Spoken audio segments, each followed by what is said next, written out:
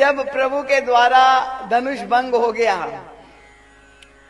और अब जयमाल लेकर के श्री किशोरी जी आई वहां मंडप में, और प्रभु के जय श्री विग्रह पर गले पर जयमाल पड़ गई।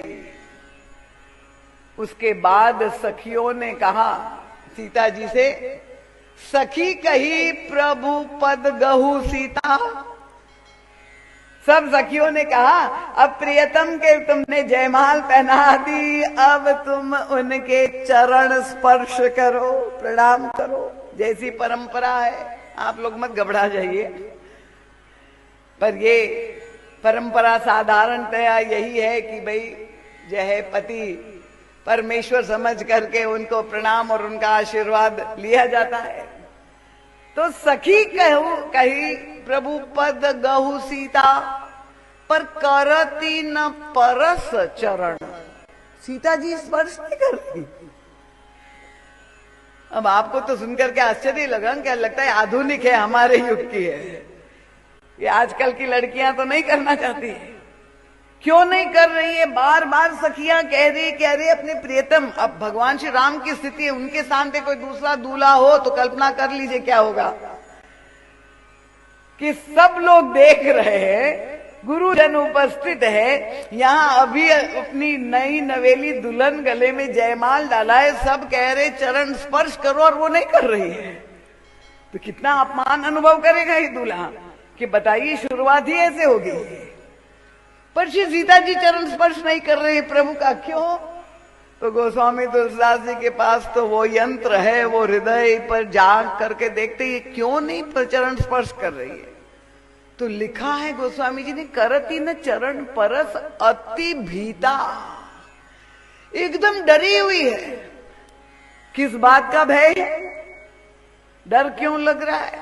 गोस्वामी जी और हृदय में बैठ गए तो दिखाई दिया, ओहो किसके स्मरण में डूबी है। उनका गौतम तीय गति सुरति करी नहीं पर सद पद पाए। उस समय सीता जी अहिल्या का स्मरण कर रही है और प्रियतम के चरण स्पर्श नहीं कर रही है। प्रियतम सामने खड़े हैं जिनको पाने के लिए इतने व्याकुल थी, पर अहिल्या का स्मरण क्यों कर रही है? उनको याद आ गया। अहिल्या की कथा तो इतनी है कि जहां चरण प्रभु ने चरण स्पर्श किए और वो चैतन्य हो गई। तो साधारण जो व्याख्याकार कथाकार है वो यही व्याख्या करते हैं कि भाई इन चरणों में क्षमता है, पत्थर नारी में हो जाता है। तो सीता जी को ये चिंता हो गई कि इतने मणि कंकण हाथ में पहने हुए हैं और ये सारी मणियां उनके स्पर्श से सब नारी के रूप में परिवर्तित हो जाएगी।